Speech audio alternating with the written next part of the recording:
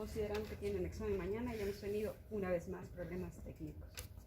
Bueno, estamos empezando el capítulo de gastrointestinal y el capítulo que me toca es hablar de síndromes esofágicos o en realidad fisiopatología esofágica, la más importante.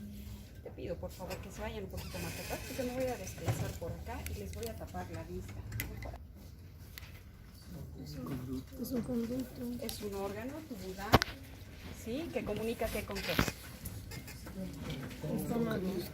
Que comunica vía digestiva, ¿sí? Orofaringe, ¿sí? Comunica directamente hacia la vía digestiva, que intenta propulsar el alimento, en realidad es el objetivo final del bolo alimenticio hacia el estómago, ¿no? Con el objetivo final que es la digestión. Entonces, exactamente como lo dijeron, es un órgano de tipo tubular que se extiende desde la boca precisamente hacia el estómago de manera longitudinal, más o menos mide unos entre 25 y 35 centímetros en el adulto y va a empezar a nivel de C6, de la vértebra cervical 6, donde están ubicados los músculos constrictores de la faringe, particularmente el músculo cricofaringio, ¿sí? Que es donde vamos a ubicar lo que vamos a denominar o conocer como esfínter esofágico superior. A partir de acá, este esófago pasa a través del mediastino posterior, ¿sí? Entrando en contacto con relaciones anatómicas muy importantes que van a definir la fisiopatología de este órgano en función de las patologías vecinas que vayan a encontrar en su paso por todo este trayecto, debido a que es un órgano hueco, bastante deformable, va a hacer que muchas estructuras vecinas, al presentar alguna patología que genere aumento de la tonicidad de la zona, pues vayan a producirse obstrucciones, ¿sí? El tercio proximal está compuesto por músculo de tipo esquelético, que quiere decir que es músculo de tipo voluntario.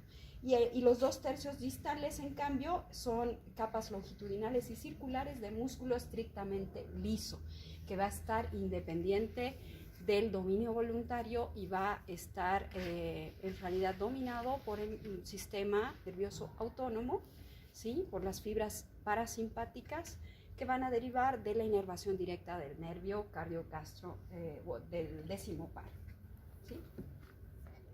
Ahí están las estrecheces. También esta figura es interesante porque nos permite ver justamente las estrecheces anatómicas naturales que tiene este órgano, como son, ya decíamos, el músculo cricofaringio a nivel de la vértebra C6. Tenemos otro tipo de estrecheces, como son la constricción aórtica, ¿sí?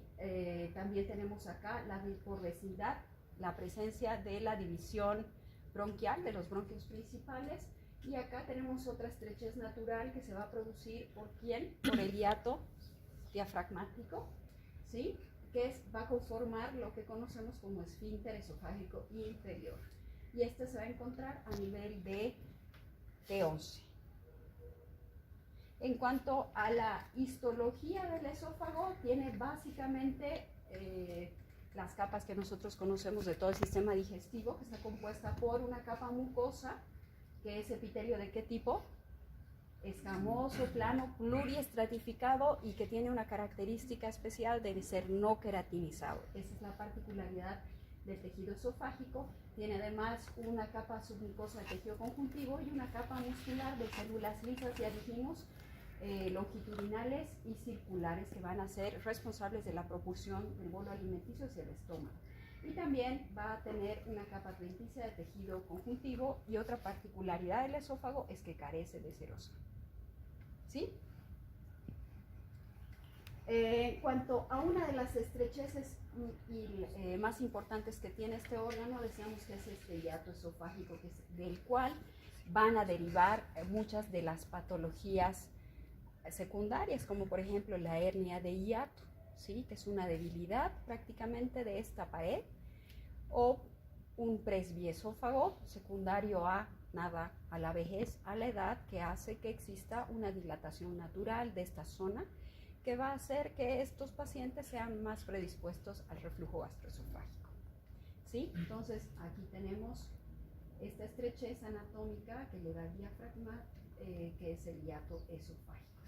Y ahí tenemos otras relaciones, como les decía, a nivel del cartílago cricoides. Por acá también va a estar próxima a la glándula tiroides y por tanto un bocio voluminoso puede generar una estrechez a ese nivel, un aneurisma de aorta también, una aurícula izquierda dilatada por cualquier motivo puede generar también una estrechez, y el crecimiento de los nódulos linfáticos ciliares o pariliares secundarios a una neoplasia, paraneoplasia pulmonar, por ejemplo, puede derivar o metástasis en otro tipo de estrechez, ¿sí? Entonces estamos viendo que es un órgano que va a estar sujeto o muy susceptible a diferentes puntos de estrechamiento. ¿De acuerdo? Quiero que lo recuerden porque esto me encanta preguntar.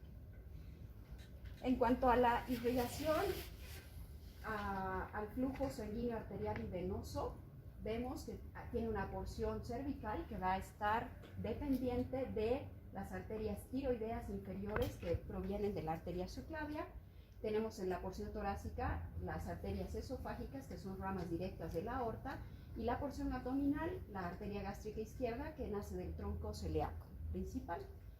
Y además va a recibir nutrición de la arteria frénica izquierda. En cuanto a la venosa, esta porción cervical va a drenar en las venas tiroideas inferiores hacia el tronco brachiocefálico, ¿sí? La porción torácica hacia las venas esofágicas que van hacia todo el sistema ácigos, y la porción abdominal drena a través de la vena gástrica izquierda hacia la vena porta. Esto también es importante en cuanto a la fisiopatología y a las manifestaciones clínicas que va a presentar un paciente con patología esofágica. La inervación también es importante. ¿Por qué? Porque tiene una riquísima inervación autónoma parasimpática que va a provenir del nervio espinal accesorio, que va a inervar toda la porción alta de este esófago. Fibras provenientes del nervio vago que van a inervar el resto de los 2/3 inferiores, ¿sí? Estas fibras nerviosas vagales o autónomas van a formar sinapsis unas contra otras, ¿sí? Y van a enviar fibras postganglionares hacia las células musculares individuales. Esta inervación es fundamental para también explicarnos las manifestaciones clínicas de un compromiso ganglionar a este nivel parasimpático, que van a haber una serie de enfermedades como el Chagas, el herpes zóster, por ejemplo, y otro tipo de viremias que van a desembocar en una alteración ganglionar autonómica de este plexo, ¿sí? Y por tanto van a generar ya sea un aumento de la tonicidad de la zona o más bien una dilatación, una pérdida del tono. Y por otro lado tiene también una inervación autónoma simpática que proviene de los ganglios simpáticos cervicales y de la cadena simpática torácica. Tiene una inervación intrínseca propia esofágica que proviene del plexo mientérico de Auerbach y del plexo submucoso de Meissner, ¿sí? ¿Dónde están ubicados? El mientérico de Auerbach se encuentra entre las capas musculares longitudinal y circular, y el submucoso de Meissner va a estar ubicado por debajo de la capa muscular circular y por encima de la mucosa. Por eso se llama, bueno, submucoso de Meissner. ¿Cuál es el origen del esófago? ¿Sí? En la vida embrionaria, en realidad, el tracto gastrointestinal y el sistema respiratorio, el aparato respiratorio, comienzan en la vida embrionaria como un tubo único, ¿verdad? ¿Cuándo se separan? ¿Cuándo se dividen? ¿A partir de qué mes de gestación? A partir del segundo mes de desarrollo, estos dos aparatos o sistemas se independizan, si quieren así decirlo.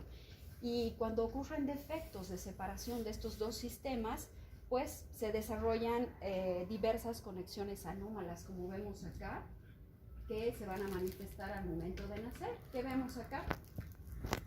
Por ejemplo, lo más común, una atresia esofágica, que es una atresia. Sí. ¿Qué significa? Sí. Sin eso. Esta es una anatomía normal y aquí ven una falta de comunicación entre el esófago superior y el inferior, ¿verdad? Y esto va a conectar, en realidad, solamente aquí hay atresia, aquí hay una fístula sin atresia, una fístula esofágica superior. Aquí tenemos una atresia y fístula superior, una atresia y fístula inferior, una atresia y fístula tanto superior como inferior, ¿sí? Este tipo de malformaciones las podemos observar lamentablemente, bueno, hoy por hoy ya se puede hacer un diagnóstico temprano embrionario con una acuciosidad muy precisa de parte de un ecografista que sabe de malformaciones fetales, ¿verdad? Pero normalmente lo descubrimos al momento de nacer, porque ¿cómo creen que se va a manifestar una atresia? El bebé no va a poder deglutir el alimento que ingiera la leche de la mamá y por tanto va a vomitar, halitosis, broncoaspiración, y muchas veces debutan con síntomas respiratorios de esta microbroncoaspiración. Entonces, en un examen varitado de esófago se puede ver esto, ¿sí? Se puede ver este resultado. Entonces, esto era para que empecemos a abrir un poco el capítulo de patologías esofágicas, que esta puede ser la primera que vayamos a descubrir al momento de nacer. Bueno, que en cuanto a la fisiología del esófago, funciona como una unidad motora integrada. Su acción muscular está dada por faringe, hipofaringe y el esófago mismo, y la función final o el objetivo es transferir el bolo alimenticio, ya sea de líquidos o alimentos, desde la boca hasta el estómago. Los componentes esofágicos realizan el mecanismo de deglución. ¿Son cuáles? El esfínter esofágico superior, que dijimos quién era, los músculos constrictores de la faringe, el músculo cricofaringio, el cuerpo esofágico mismo, que tiene fibras musculares longitudinales y circulares, y el esfínter esofágico inferior, ¿sí? Bien. En cuanto a los músculos faringios, es tan complejo como los recuerdan en anatomía, pero son muy importantes estos músculos. Estamos hablando del tercio superior de la faringe, entonces estamos hablando de la musculatura estriada voluntaria, ¿sí? Esta conexión, o los músculos faringios y la lengua, van a desempeñar un papel principal en la propulsión del bolo alimenticio hacia la parte interior del esófago superior. Ahí empieza la primera fase, ¿sí?, de la deglución. Luego viene una señal consciente del centro de la deglución, que está ubicado ¿dónde? En el tronco encefálico, que va a desencadenar la elevación de la faringe. Por debajo de esta área existe una zona esofágica con una elevada presión en reposo llamada esfínter esofágico superior, que es el músculo cricofaringio. Luego ocurre la relajación de este esfínter esofágico superior, que va a coincidir de manera coordinada con la aparición de una onda de pulsión retrofaringea, y la relajación del esfínter esofágico superior permite a la lengua y a los músculos faringios impulsar el bolo alimenticio hacia el esófago, y entonces va a empezar una siguiente fase de propulsión. Esa que hemos mencionado es la fase inicial de la lengua, la bucal. Luego viene la faringea, que acabamos de mencionar, y viene luego la tercera fase, que es la esofágica, que el bolo es empujado por las contracciones peristálticas y finalmente también ayudado por la gravedad hacia el estómago. ¿Qué es el esfínter esofágico inferior? Es un segmento de músculo liso de tipo circular en la pared esofágica de más o menos unos 2 a 4 centímetros de longitud e inmediatamente proximal a la unión gastroesofágica, ¿sí?, o cardias. Su presión en reposo es de 10 a 30 milímetros de mercurio, superior a la intragástrica, lo que representa una barrera natural o fisiológica frente al reflujo gastroesofágico. Esa es la primera función de este esfínter, y la segunda consiste en su relajación en respuesta a la onda peristáltica que viene del cuerpo del esófago en forma de bolo alimenticio, y esta relajación permite el pasaje de este bolo hacia el estómago. Los factores capaces de ejercer influencia sobre este esfínter son la presión intragástrica, la inervación parasimpática y algunas hormonas, influencias farmacológicas y algún otro tipo de proteínas y alimentos de la dieta, que vamos a ver que pueden influir en una alteración de este esfínter natural fisiológico que nosotros tenemos y que nos ayuda a evitar el reflujo patológico. ¿Cuáles son los moduladores de este esfínter esofágico inferior? Tenemos las hormonas. Acá, en este lado a la izquierda, están los que incrementan el tono, y a la derecha los que disminuyen el tono. En cuanto a hormonas y péptidos, tenemos en primer lugar la gastrina, la motilina y la sustancia P, ¿verdad? Son hormonas que se producen ¿dónde? En el estómago, ¿verdad? Entonces, estas sustancias van a ayudar de manera indirecta a aumentar el tono de este esfínter. Por otro lado, la secretina, la somatostatina, el péptido intestinal vasoactivo, la colecistoquinina, el glucagón, los estrógenos y la progesterona van a descender la presión en este esfínter. Alimentos, proteínas, café. Esto está controvertido porque en realidad yo considero que el café, el chocolate, las grasas, la menta, el tabaco y el alcohol disminuyen el tono del esfínter esofágico inferior, y ustedes lo pueden corroborar después de tomarse una taza de café inmediatamente después, si es que ya tienen tendencia a un reflujo no tan fisiológico, entonces van a tener esa sensación de pirosis inmediatamente después. Agentes neurales como los alfagonistas, betabloqueadores, colinérgicos van a incrementar el tono y van a disminuirlo los alfagonistas, betagonistas y los anticolinérgicos. ¿Quién me puede mencionar un ejemplo de anticolinérgico central? Atropina, muy bien. Factores misceláneos, tenemos la histamina, antiácidos, metoclopramida, que es un propulsor, un proquinético, domperidona, cisaprida, cimetapida, prostaglandina F2-alfa, van a incrementar el tono y por eso son de primera mano para la terapéutica del reflujo gastroesofágico. Disminuyen el tono. Por otro lado, la teofilina. ¿Para qué se utiliza la teofilina? Tratamiento de asma, ¿verdad? Prostaglandina E2, serotonina, todo lo que son opioides. Aquí están como meperidina, morfina, pero todos los opioides en general provocan una relajación o una disminución del tono del esfínter esofágico inferior, y los pacientes que están en tratamientos prolongados, pues hay que tener mucho cuidado en que puede empeorar su cuadro de reflujo. Dopamina, calcio antagonistas, el diazepam, los barbitúricos van a relajar estos esfínteres, ¿sí? Por eso es tan importante, no debería hablarles yo de anestesia, pero yo me dedico a esto, entonces los pacientes que van a cirugía de preferencia deben tener el estómago vacío, ¿sí? Porque al inducir la anestesia o la sedación, la inducción anestésica en general, lo que vamos a hacer con estos medicamentos, que son opioides, barbitúricos, benzodiazepinas, es provocar una relajación farmacológica del esfínter esofágico inferior, y si el paciente tiene el estómago lleno, pues va a refluir y puede broncoaspirarse este paciente y complicarse con una patología respiratoria. ¿Listo? Entonces no lo van a olvidar. Opioides, barbitúricos, benzodiazepinas, grasas, chocolate, alcohol, tabaco y otros, entre otros, van a disminuir esta presión del esfínter esofágico y me van a promover una enfermedad de reflujo gastroesofágico.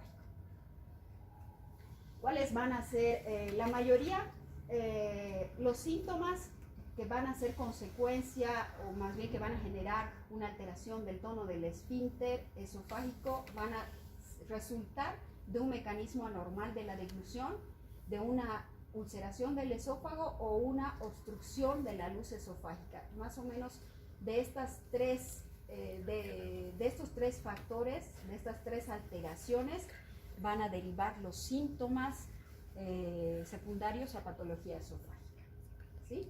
¿Cuáles son estos síntomas? Ya hablando un poco más de semiología, los más importantes, o si quieren hablar de síntomas típicos, así los vamos a conocer, son la disfagia, la odinofagia, la pirosis. ¿Qué es la disfagia? Es la sensación de dificultad para deglutir, no dolorosa necesariamente, no están asociadas. Es una sensación de que el alimento se detiene, se pega y no puede progresar, ¿sí? Esa es la sensación de dificultad de deglutir por interferencia del... hay algo que está interfiriendo el paso del bolo alimenticio, ya sea mecánico, motor, obstructivo, no sabemos, pero genera una dificultad. Odinofagia, sin embargo, o más bien por el contrario, es una deglución dolorosa, ¿sí? Pirosis es una sensación de ardor precordial, no necesariamente asociado a la deglución, causado por acción del jugo gástrico sobre el esófago inferior y normalmente asociado a la enfermedad del reflujo gastroesofágico, normalmente, no siempre, ¿sí? Entonces, estos síntomas de disfagia, odinofagia y pirosis pueden presentarse aislados, de manera conjunta o combinada todos, ¿sí? Estas van a ser las manifestaciones típicas de un enfermo que tiene patología inflamatoria o no inflamatoria del esófago. Ahí está graficado, me gusta mucho este dibujo porque describe claramente lo que significa la disfagia. Nada más viendo eso lo recuerdan para siempre. Y esa disfagia puede ser tanto para sólidos como para líquidos, ¿sí? Es una sensación de que los alimentos o líquidos se detienen o se pegan en el esófago. Normalmente no se asocia a odinofagia, aunque pueden coexistir. El bolo alimenticio no avanza o se ha detenido por completo, puede ser de intensidad, frecuencia y duración variables según el trastorno subyacente, puede llevar a que el paciente haga ademanes de tratar de impulsar el bolo alimenticio de alguna manera, haciendo maniobras mecánicas, se lleva la cabeza hacia atrás, eleva los hombros, traga varias veces, hace maniobras de valsalva, trata de empujar de alguna manera y eso nos deduce de que se trata de un problema motor, ¿sí? O sea, nos hace imaginar que puede tratarse de un problema motor. En los casos más extremos puede tratarse de una disfagia no solamente para sólidos, sino para líquidos y todo lo que el paciente ingiere es regurgitado inmediatamente. Y esto nos habla de una oclusión progresiva que es muy susceptible de tratarse de una neoplasia, ¿sí? La disfagia orofaríngea se asocia también, puede asociarse con enfermedades del sistema nervioso central, trastornos musculares generalizados, debilidad muscular difusa. Vamos a ver la enfermedad lateral amiotrófica, la de dermatomiositis, pueden ser algunas causas de entidades dependientes netamente del sistema nervioso autónomo central que van a derivar en esta incompetencia motora. La intermitencia de disfagia, que afecta tanto sólidos como líquidos, sugiere, nuevamente les digo, un trastorno motor como en la calasia, ya sea, la calasia, que es la calasia que vamos a ver que es una hipertonía del esfínter esofágico inferior, o por otro lado una hipertonía del esfínter esofágico superior, cricofaringea, ¿sí? Wow, aquí no sé si van a lograr ver realmente, pero este es más o menos un mapa conceptual que nos ayuda a ver en el caso de un estrechamiento clínico del esófago, si es alto, tenemos que sospechar que existe un problema neurológico, que ha habido un accidente cerebrovascular o que puede ser quirúrgico. Si es quirúrgico, puede ser secundario a un divertículo de Senker, a un bocio tiroideo agrandado, a un tumor cervical o a un cuerpo extraño. Si es un estrechamiento bajo y es para sólidos, es decir, me genera una disfagia para sólidos únicamente y es intermitente, puede tratarse de anillos esofágicos o membranas esofágicas. Les voy a mostrar enseguida esta entidad. Son los anillos de Chatsky, O son secundarios a una patología de reflujo esofágico crónico que van a derivar en la formación de membranas fibróticas cicatrizales que van a generar membranas que van a disminuir la luz del esófago. Si es progresiva, por otro lado, si es intermitente es que aparece, desaparece, y estamos hablando de sólidos, pueden ser el anillo de Chatsky o membranas esofágicas. Si es progresiva, podemos estar hablando de un paciente con historia de enfermedad de reflujo gastroesofágico persistente o por un síndrome consultivo. Entonces, aquí podemos estar hablando de una estenosis péptica esofágica o una hernia hiatal gigante, ¿sí? Si es que no hay historia de enfermedad de reflujo gastroesofágico, entonces puede tratarse de un cáncer de la unión gastroesofágica o un cáncer de esófago, ¿sí?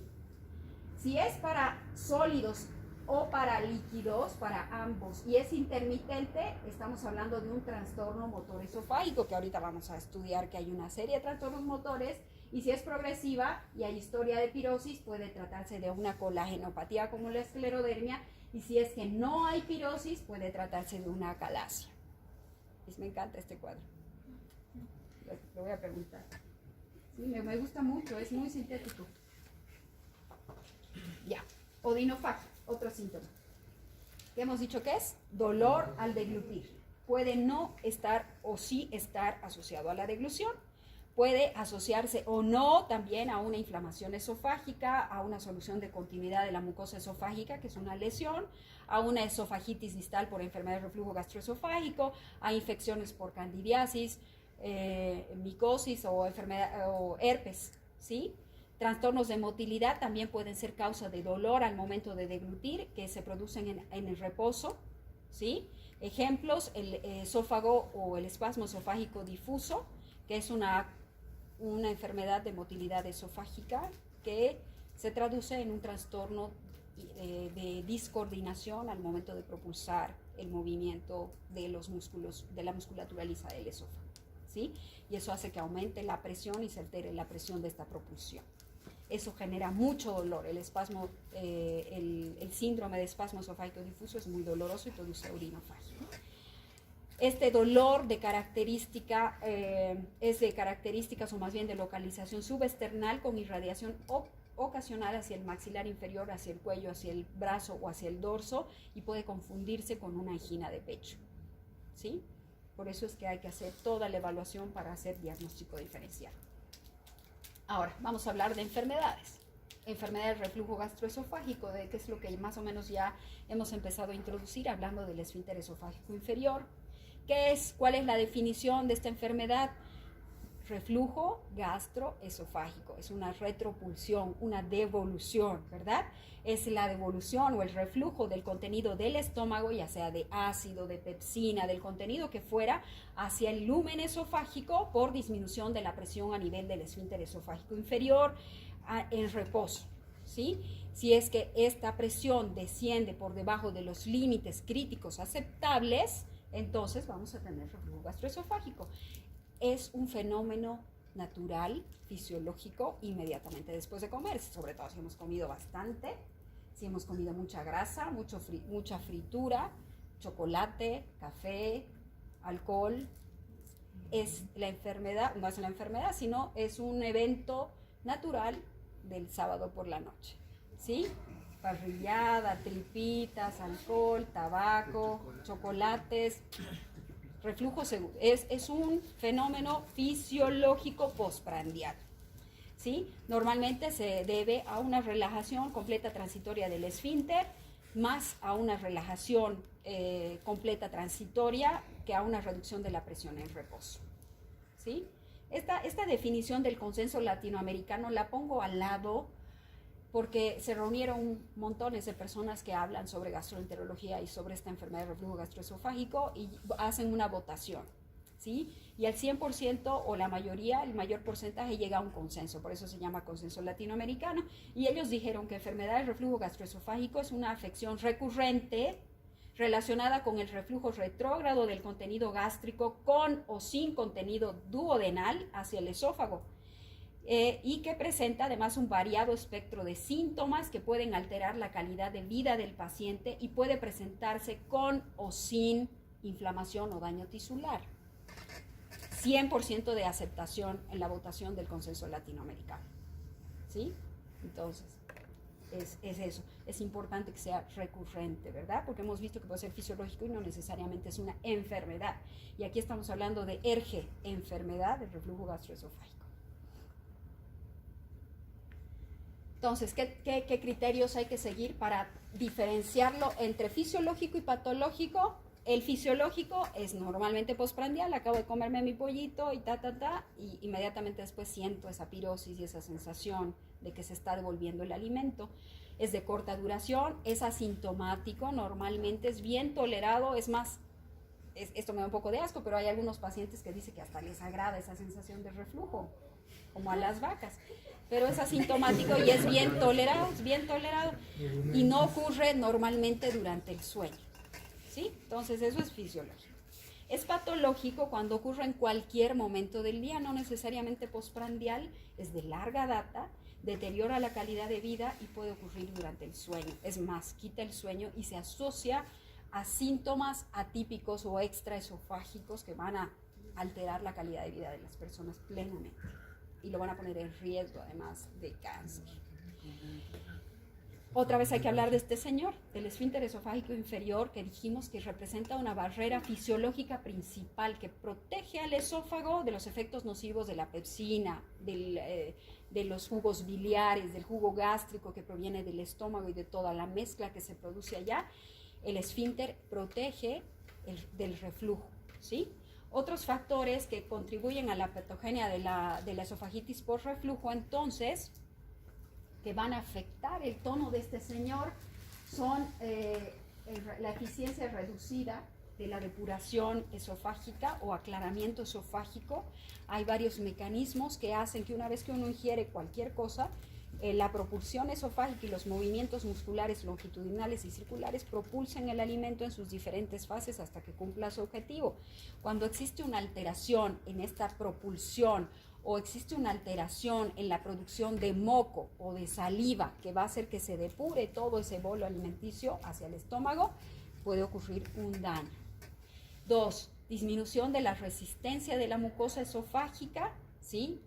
Algún motivo que está haciendo que esta mucosa esté permanentemente en contacto con agresores, bilis, ácido, pepsina, etcétera, ácido clorhídrico, entonces va a hacer que se altere la resistencia de la mucosa y finalmente se ulcere. La eficacia reducida del vaciamiento gástrico. Hay varias patologías que derivan en una alteración de la propulsión ya también del alimento del estómago hacia la siguiente ruta, duodeno y vía digestiva, ¿sí? Intestinal. Diabetes mellitus, una de ellas es la principal, o pacientes que tienen una patología medular, ¿sí? que han tenido alguna patología que ha lesionado niveles medulares que coordinan este movimiento gástrico y el vaciamiento. Entonces van a generar una disminución de la motilidad gástrica y va a vaciarse muy lentamente. Entonces esto va a aumentar la presión dentro del estómago y va a tender al reflujo. Los pacientes con reflujo gastroesofágico tienden más bien a una presión reducida del esfínter esofágico inferior, asociada o no a un estado patológico identificable, ¿sí? Si está identificable, ¿de qué patologías pudiéramos estar hablando?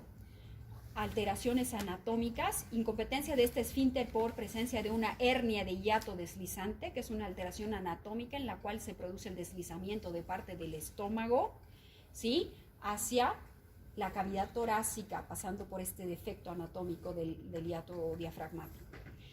Pacientes que están sondados con sonda nasogástrica permanente para alimentación, ¿sí? Para alimentación enteral, va a ser esta sonda que no se cierre completamente el esfínter esofágico inferior y por tanto se tienda al reflujo.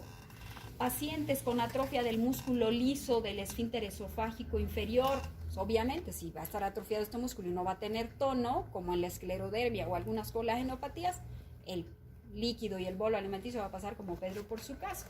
Pacientes con embarazo normal, las hormonas predominantes durante el embarazo, sobre todo durante la tercera etapa gestacional, van a generar una disminución de la tonicidad del esfínter esofágico inferior. Entonces es normal que la paciente a partir del tercer trimestre tenga esa sensación de reflujo y tenga que dormir con 3 almohadas para poder dormir, ¿sí? Se quejan mucho las embarazadas. Pacientes jóvenes que están tomando terapia anticonceptiva oral, estrógenos y progestágenos, dijimos, ¿verdad?, que van a disminuir el tono del esfínter esofágico inferior.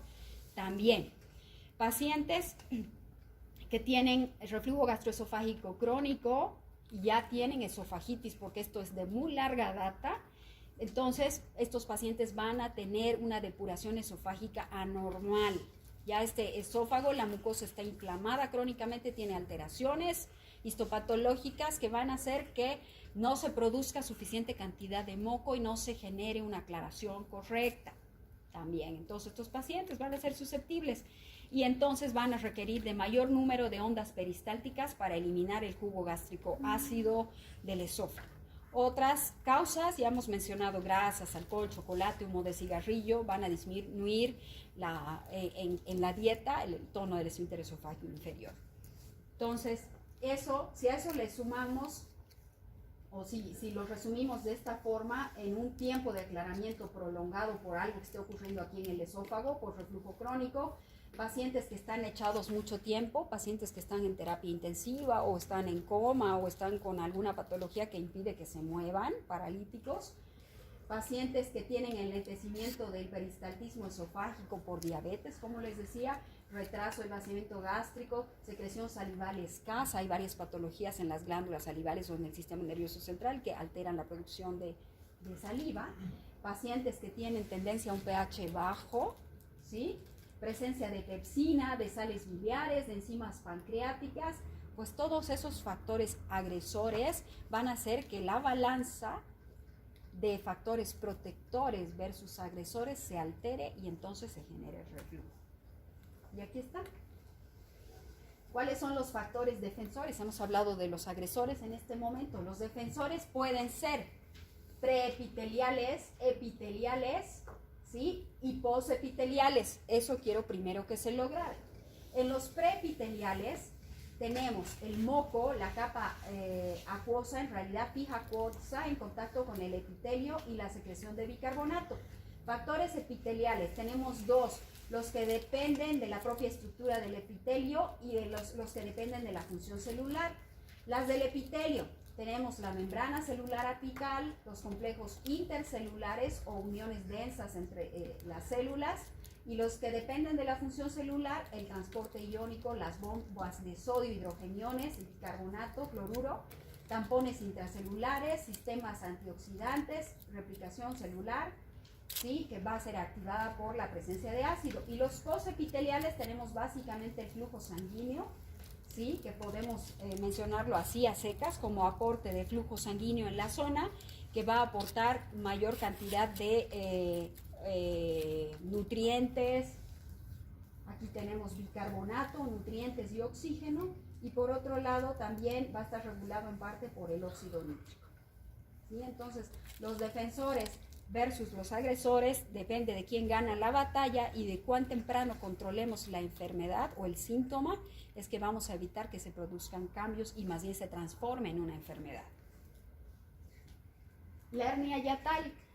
Bueno, un pequeño comentario, porque hernia yatal es capítulo de ¿qué? De cirugía, de cuarto año llevan, ¿no? Ustedes cirugía y eso lo van a estudiar a profundidad. Todos estos temas que tienen relación con cirugía los van a estudiar a profundidad, pero ¿qué es? Básicamente es una anormalidad anatómica representada por un saco del estómago de tamaño variable que va a estar localizado por encima del diafragma. Pero lo importante no es la presencia de este saco de estómago que está entrando a la cavidad torácica, sino el fenómeno fisiológico esencial es que va a generar una incompetencia del esfínter esofágico inferior, por tanto va a promover el reflujo. Es así como lo ven. La hernia puede ser de diferentes tamaños y puede estar ubicada en diferentes porciones. Yo quiero que la entiendan básicamente como un defecto anatómico que va a incidir en el reflujo gastroesofágico. Este estudio me gusta mucho porque se estudia una serie de pacientes, 190 para ser exactos, y se estudia la frecuencia de síntomas de reflujo gastroesofágico que está directamente relacionada al tiempo de exposición del esófago a un pH ácido menor a 4. ¿Sí? Y se demuestra en este estudio que la frecuencia de síntomas está directamente relacionado al tiempo de exposición en un tiempo evaluado de 24 horas. ¿Sí? En el cual se va analizando por pHimetría, cada 3 horas se va controlando la marcación de pH a distintos niveles del esófago. Y dice que incluso aquellos pacientes que experimentaban síntomas de reflujo gastroesofágico solo ocasionalmente mostraron tener mayor exposición al ácido durante al menos 15 horas al día comparado con individuos asintomáticos. ¿Sí? Solo los que tenían apenas síntomas muy leves. Por ende, existe la necesidad de un control efectivo del pH durante 24 horas menor a 4 para mejorar los síntomas de estos pacientes, sobre todo estos que tienen sintomatología. ¿Cuál es la sintomatología más molesta? ¿Será la disfagia? Puede ser, pero es más la odinofagia. Entonces, estos pacientes necesitan recibir tratamiento bloqueador o inhibidor de la producción ácida. Y hay varias estrategias. ¿Cuáles van a ser las manifestaciones típicas? Dijimos entonces, la primera, la típica, es la pirosis nuevamente, que le hemos mencionado, o lo vamos a mencionar más bien como un ardor, una sensación de quemazón o ardor retroesternal o precordial, que viene como en forma de olas, dice sensación de quemazón, incluso sensación de que existe fuego en el pecho, inicia a nivel del epigastrio hacia la boca del estómago, asciende por el tórax y puede alcanzar la faringe e incluso la boca, sensación de acidez en la boca, la lengua, la sienten totalmente picante, ¿sí? Esa es la sensación de pirosis. ¿Y por qué se tiene esta sensación? Porque todo este material ácido regurgitado estimula las fibras nerviosas sensoriales de la mucosa esofágica. Bueno, ¿qué factores van a incrementar esta sensación de pirosis? Ya dijimos el decúbito ventral postprandial, inmediatamente después de comer, echarse a dormir inmediatamente, levantar mucho peso, maniobras de Valsalva que aumenten la presión intraabdominal, fajas, corsés, van a hacer que esta sintomatología empeore. Pirosis entonces es una que debe presentarse según el consenso latinoamericano por lo menos 2 o más veces por semana durante por lo menos más de 3 meses en el último año de forma no necesariamente continua. ¿Sí? Por consenso latinoamericano eso definen como pirosis. No solamente la sensación de ardor, sino que se sienta por lo menos 2 o más veces por semana y por 3 meses, continuos o discontinuos. ¿Sí? Y por otro lado está la regurgitación, que es la sensación de retorno del bolo alimenticio sin esfuerzo, sin sensación de náuseas, ¿sí? Hacia el esófago y hacia la boca. Otros de los síntomas esofágicos es disfagia, hemos dicho entonces, pirosis, regurgitación o dinofagia. Otros síntomas pueden ser flatulencia, náuseas, hipersalivación para intentar aclarar este contenido ácido, presencia persistente de hipo, dolor epigástrico y alteraciones del sueño, porque despiertan con una sensación de pirosis permanente y hace que no puedan conciliar más el sueño, o síntomas extralaringeos o extraesofágicos que hacen que el paciente despierte. ¿Cuáles son estos? Tos persistente e irritativa, ¿sí?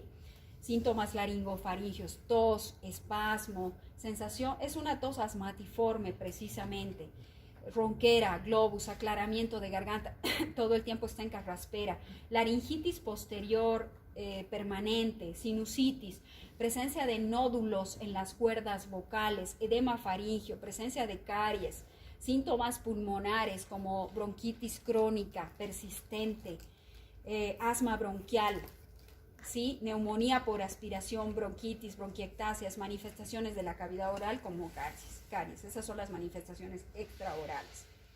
Según el consenso de Montreal, aquí vemos los síndromes esofágicos y extraesofágicos, los sintomáticos como son el síndrome de reflujo típico y el dolor torácico, y los que tienen lesión esofágica, esofagitis por reflujo, estenosis por reflujo, esófago de Barrett y adenocarcinoma. Y en los extraesofágicos tenemos las asociaciones bien establecidas que hemos dicho que son tos, laringitis, asma, eroscaries dentales, y las propuestas que pueden ser faringitis, sinusitis, fibrosis pulmonar y otitis media recurrente, que nadie se puede imaginar que una otitis tenga relación con una enfermedad de reflujo gastroesofágico, pero así lo deciden en el consenso de Montreal, y podemos ver que tiene por una lógica complementaria, porque un paciente que va a refluir de manera crónica este contenido ácido en la noche, sobre todo se presenta en la noche y puede llegar hasta la boca, el reflujo, la regurgitación. Entonces esto, pues por supuesto que por comunicación va a llegar a comunicar todas las vías de comunicación auditiva, faringea, laringea, traqueosofágica y la boca misma como tal, ¿sí? Entonces vamos a tener este tipo de manifestaciones. ¿Cuáles van a ser las consecuencias a largo plazo de un reflujo gastroesofágico persistente? La esofagitis, finalmente, porque hemos dicho que el reflujo inicialmente no necesariamente deriva con inflamación, pero de manera crónica, inflamación crónica del esófago inferior, incluso puede llegar hasta el callado de la aorta. El epitelio plano, estratificado, no queratinizado, finalmente se transforma a un epitelio de Barrett y la mucosa tiende a ulcerarse con facilidad y a sangrar, ¿sí? Y este es un preaviso de una carcinomatosis posterior. La ulceración crónica puede provocar fibrosis, que se puede derivar en una obstrucción o una estenosis esofágica o péptica, y la úlcera péptica del tercio inferior del esófago puede sangrar, puede generar una hemorragia digestiva alta y por tanto una anemia de tipo ferropénico. Y la metaplasia, que es el esófago de Barrett, finalmente puede derivar en un carcinoma de esófago, que vamos a ver que hay dos tipos importantes. No, esto es tema de medicina interna, pero quiero que sepan que existe una clasificación de Los Ángeles que clasifica en diferentes gradaciones de la A a la D los diferentes grados de inflamación esofágica en un esófago, en una mucosa esofágica permanentemente sometida a reflujo, ¿sí? Y ahí vemos en el grado A, vean la foto por favor, que hay una o más lesiones de la mucosa, de una lesión, un diámetro muy pequeño de apenas 5 milímetros o inferior, que no se extienden a la parte superior de los pliegues de la mucosa, y hasta en un grado D, una o más lesiones de mucosa que afecta hasta el 75% de la circunferencia esofágica. Esto ya es bastante serio, ¿verdad? Un 75% de inflamación que nos hace sospechar que este paciente va a hacer una estenosis esofágica severa, una obstrucción al pasaje del contenido del bolo alimenticio, y va a derivar en una serie de patologías que en primera instancia van a derivar en la broncoaspiración y en síntomas extralaringeos importantes. ¿Cuál es la patogenia del esófago de Barrett? Entonces, el epitelio normal esofágico, ¿sí?, va a transformarse de un epitelio plano a un epitelio cilíndrico, ¿sí? ¿Cuáles van a ser nuestros síntomas de alerta? El paciente presenta disfagia o dificultad para deglutir de manera persistente, progresiva, vómitos persistentes, hemorragia gastrointestinal, anemia ferropénica, pérdida de peso, y puede tener ya una tumoración palpable a nivel del esófago. Entonces, ahí tiene que ser muy llamativo, tiene que obligarnos a pedirle una endoscopía digestiva alta y una biopsia para poder tomar alguna medida. Bueno, si es cáncer, seguir el protocolo, ¿sí? Si no es displásico, le hemos tomado esa biopsia por endoscopía digestiva alta y sale no displásico.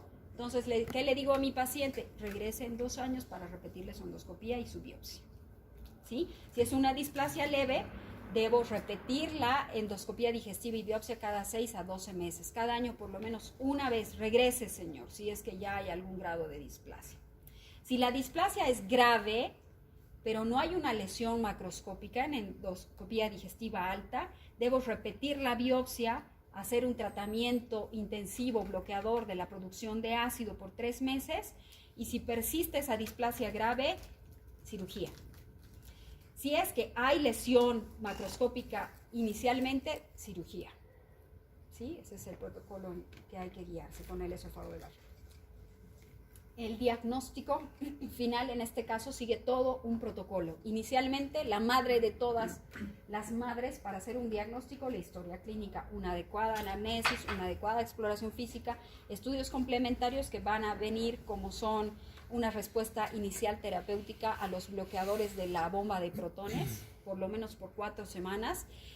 El propósito es tratar de reducir la sintomatología por lo menos en un 50%. Si es que no lo hemos logrado, este paciente debe ir a una endoscopía digestiva alta o gastroscopía, a una pHmetría, manometría, impedanciometría, a un esófago varitado, radiografía varitada de esófago, y finalmente la biopsia, la histología. ¿Qué es la gastroscopía o la esofagoscopía o la endoscopía digestiva alta?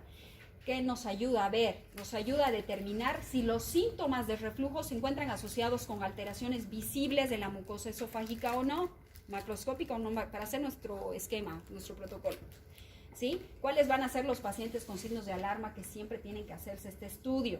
Disfagia o dinofagia persistente, vómitos persistentes, anemia ferropénica, hemorragia digestiva alta, pérdida de peso, tumoraciones epigástricas, pacientes que no responden a la terapia con inhibidores de la bomba de protones en 4 a 8 semanas a dosis plenas, ¿sí?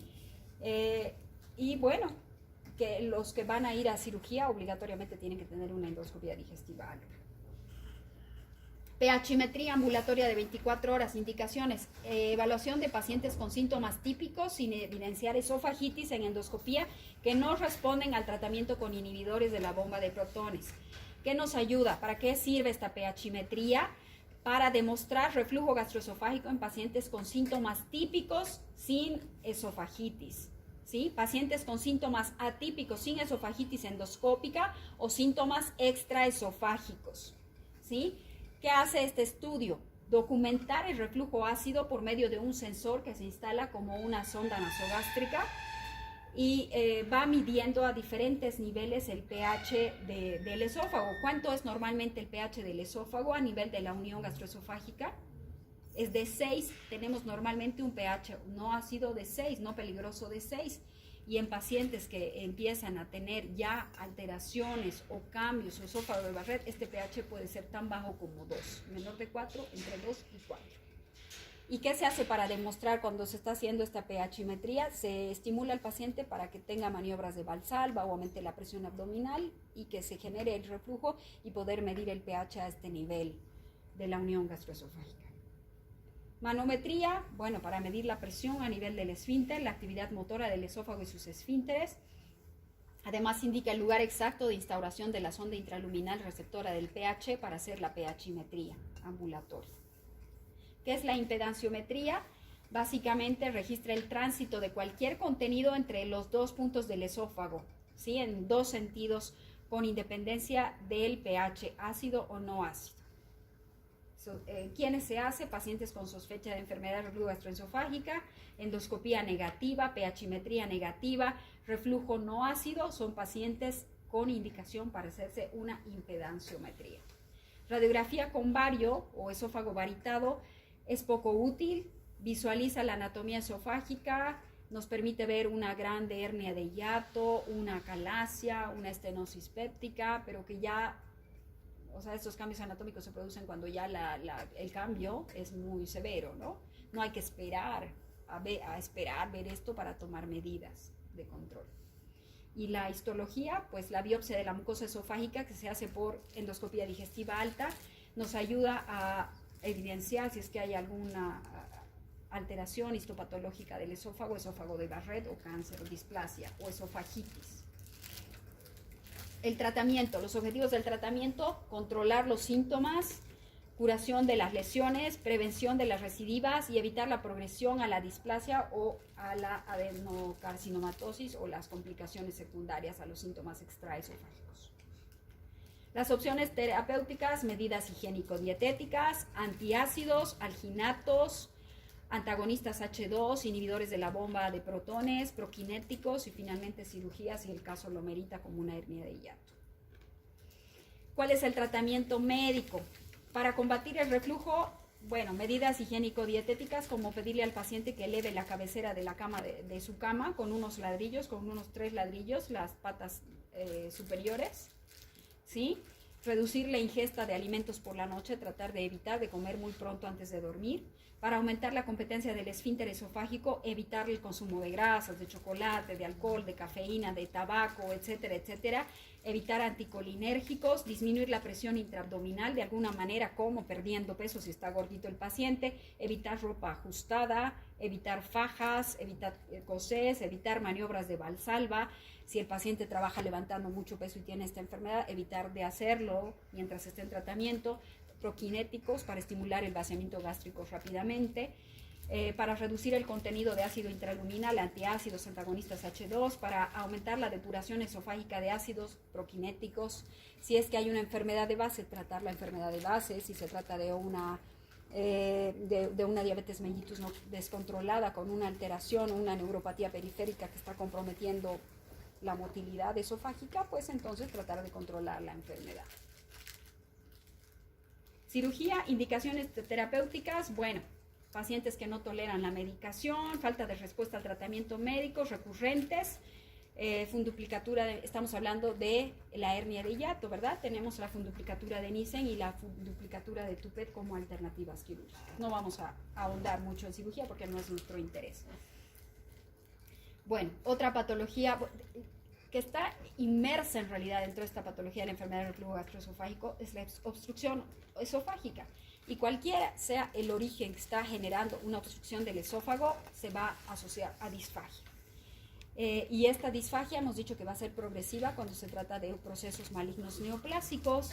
Es variable en las esofagitis por reflujo gastroesofágico, es decir, aparece o no desaparece, es intermitente, es progresiva en neoplasia, es intermitente en inflamación, en esofagitis. También es intermitente en los que tienen anillos esofágicos o estrecheces fibromusculares, en los anillos de Chasky que ven en la derecha.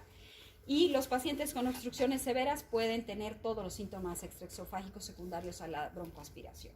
Ahí están los anillos de Chasky, que son estructuras delgadas en formas de diafragmas, como lo ven en la foto, que pueden causar estrechez en el lumen esofágico en la unión escamo-columnar.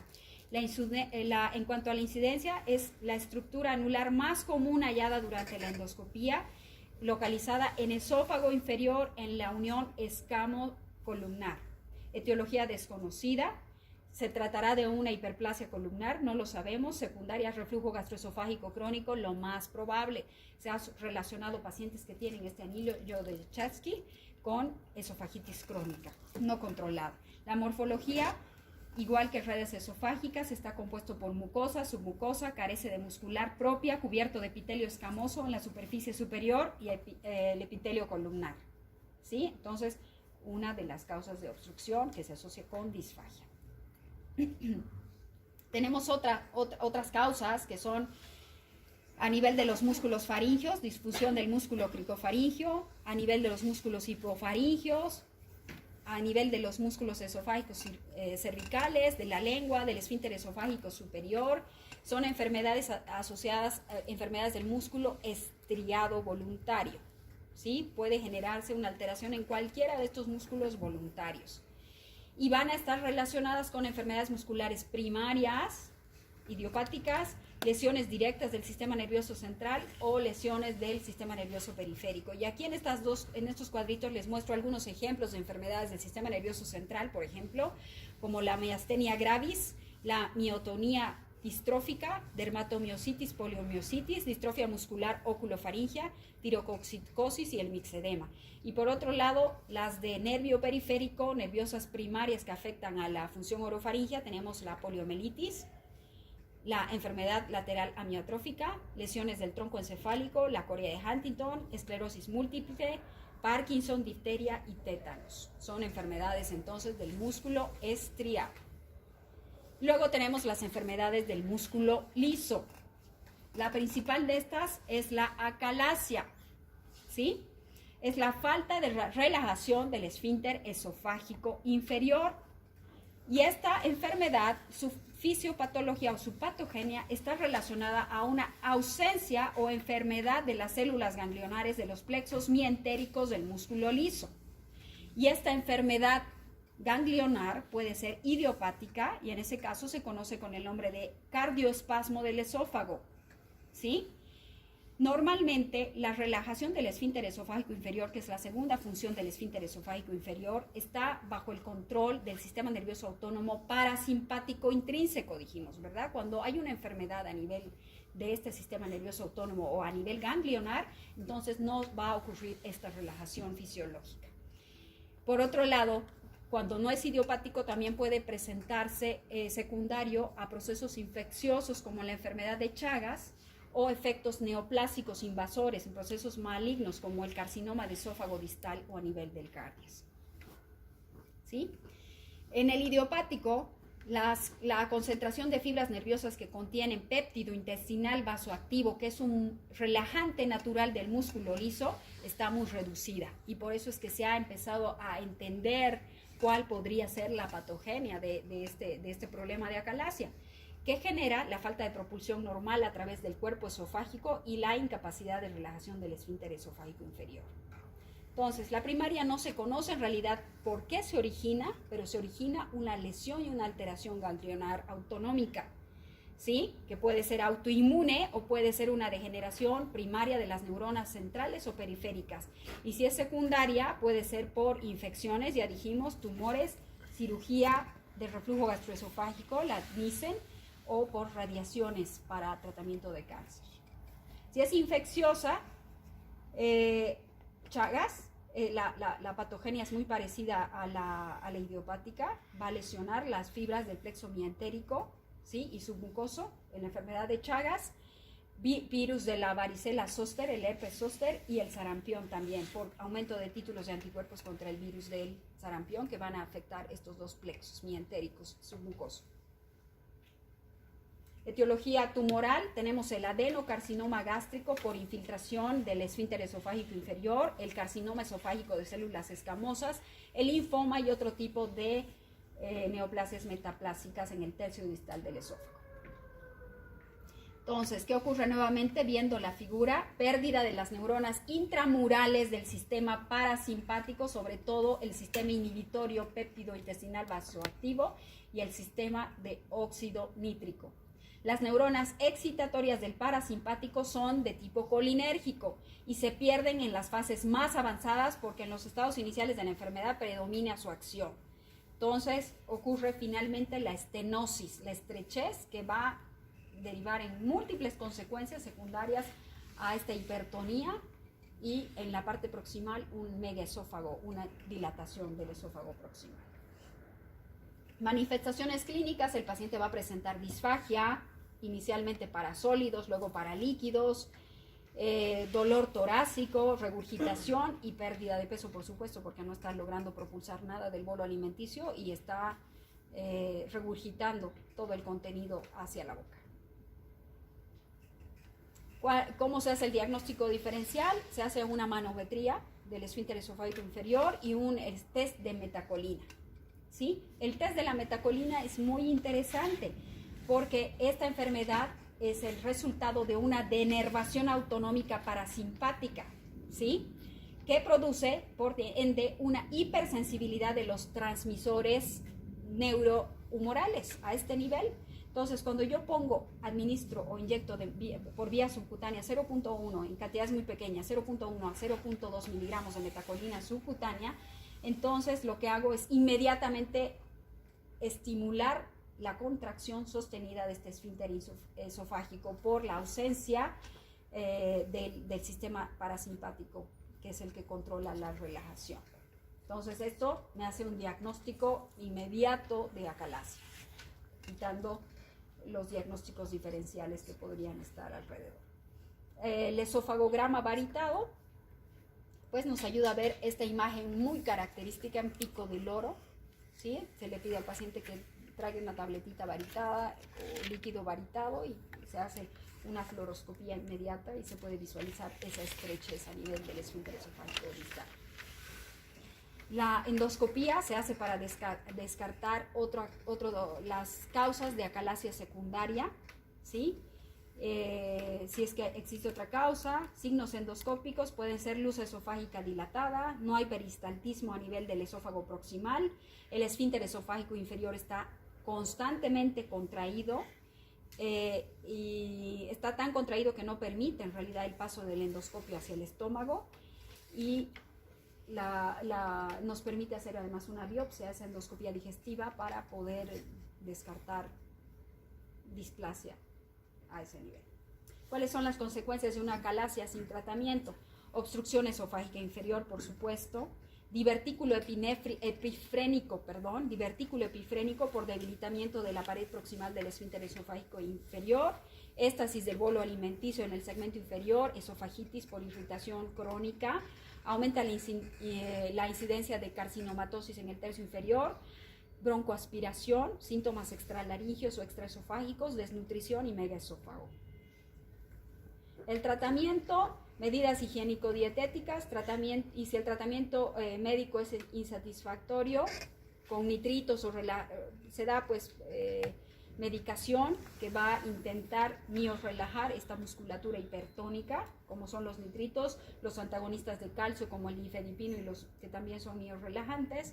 Se da dieta blanda, más líquida, elevar la cabecera para evitar la broncoaspiración, etc. Y si no da resultado, pues las técnicas quirúrgicas son las de elección. La primera, la miotomía de Heller, la dilatación neumática y la inyección de toxina botulínica, que son técnicas nuevas. Esta es la cardiomiotomía de Heller, que es la primera elección, 95% de éxito. ¿Sí? Lo que hace es separar la mucosa del músculo, libera el esófago del hiato diafragmático. ¿Sí? Tiene sus riesgos, pero esa es la primera elección. ahí tenemos el tratamiento de dilatación neumática, que es la segunda elección.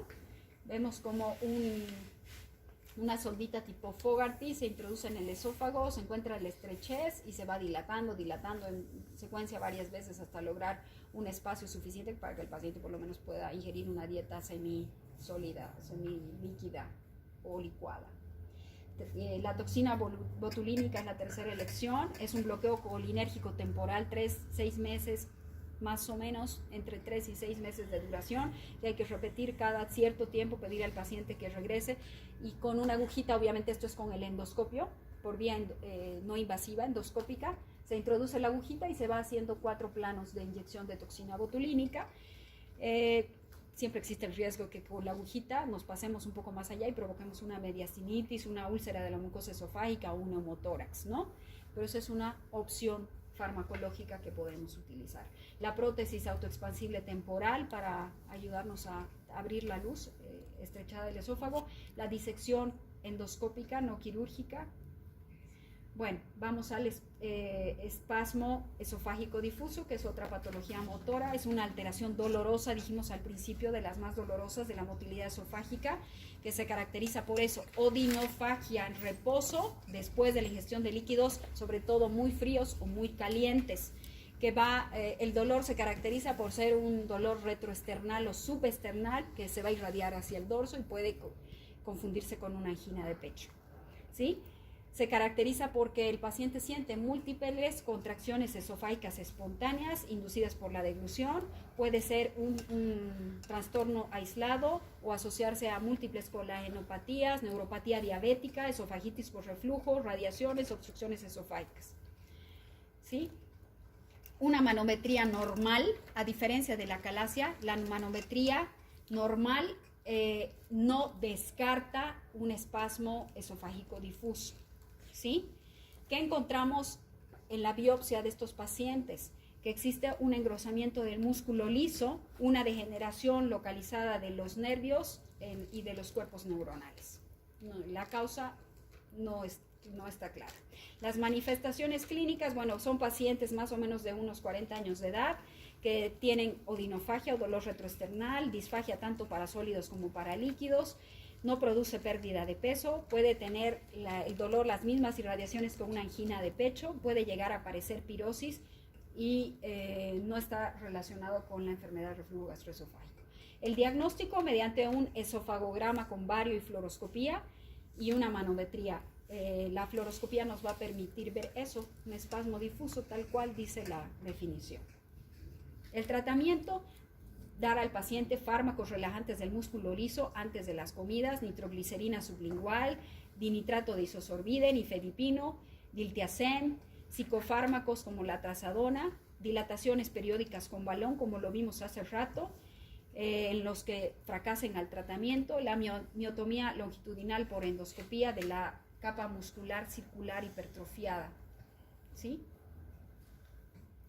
¿Qué otras enfermedades sistémicas van a estar asociadas a alteraciones motoras esofágicas? Enfermedades del colágeno, dijimos, la esclerodermia sobre todo.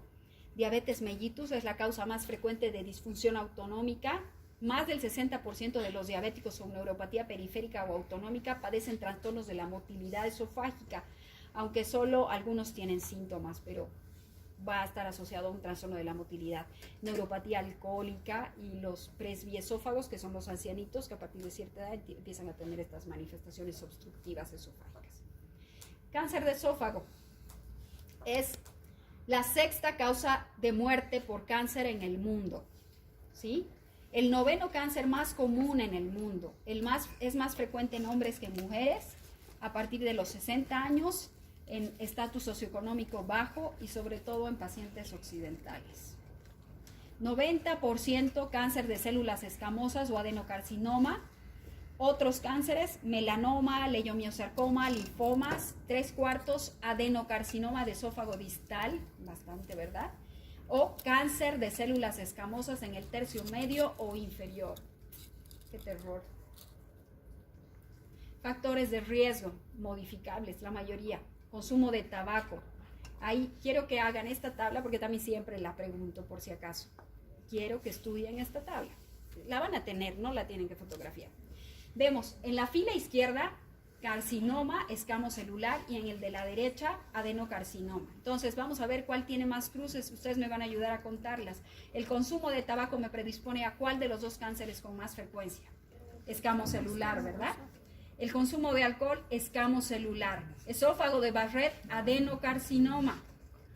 Síntomas de reflujo débiles, adenocarcinoma. Obesidad, adenocarcinoma, 2 cruces. Pobreza, escamocelular. Acalasia, escamocelular. Injuria cáustica, toxicidad por cáusticos a nivel del esófago, escamocelular. Aquí es de non-epidermolitic palmoplantar keratodermatolisis, así se llama la enfermedad, escamocelular. La enfermedad o síndrome de Plumber-Vinson, escamocelular.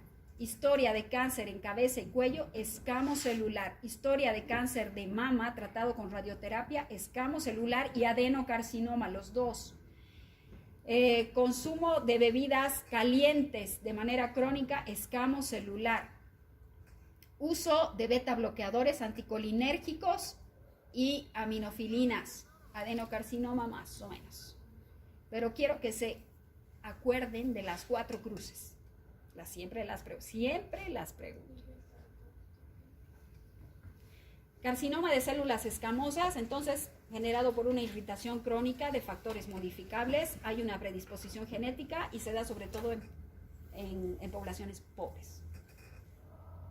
El adenocarcinoma, en cambio, se da secundario a enfermedad de reflujo gastroesofágico, obesidad y esófago de Barrett. Entonces, en poblaciones ricas más bien, ¿verdad? En pacientes que comen de todo ya también. Y bueno, ¿qué es el esófago de Barrett? Condición precancerosa del esófago que se caracteriza por la presencia normal de epitelio columnar en el recubrimiento del esófago inferior, ¿sí? Entonces, estas son lesiones premalignas. ¿Hacia qué tipo de cáncer? ¿El Barrett? ¿Hemos dicho? Adenocarcinoma, muy bien. ¿Cuál es la historia natural? Enfermedad insidiosa progresiva, síntomas tardíos, diseminación local y regional, se va a asociar a disfagia, dolor torácico, pérdida de peso y metástasis. Por contigüidad, árbol traqueobronquial, aorta, pericardio, nervios recurrentes. Por vía linfática, mediastínicos, abdominales y cervicales, y por vía hematógeno, hígado, pulmón, sistema esquelético, sistema nervioso central. Es horrible, ¿verdad? Este cáncer es horrible. Todos los cánceres son horribles, pero cuando sabemos que es la sexta causa de muerte, es el noveno, una de las causas más importantes de cáncer con factores predisponentes modificables, es que nos obliga como futuros médicos a tomar acciones y medidas para hacer algo. Ahí está, la localización tumoral normalmente en el tercio inferior, 45%, tercio medio 37%, tercio superior 18%. Cuadro clínico, bueno, pérdida de peso, odinofagia, dolor espontáneo, fístulas traqueosofágicas, hipo, ronquera, sangrado, sangre oculta en heces. Tratamiento, no todos pueden ir a cirugía, pacientes que están en el límite de edad, pacientes con pobre estado nutricional, hepatopatías, diabéticos o que tienen metástasis no son candidatos para cirugía, lamentablemente. La exéresis, sin embargo, es la mejor opción terapéutica en los pacientes debido a que la mayoría se encuentran en un estadio controlable, pero los que están ya en etapas metastásicas avanzadas, lamentablemente ya no son resecables en una primera instancia. Y eso es todo. ¿Está claro?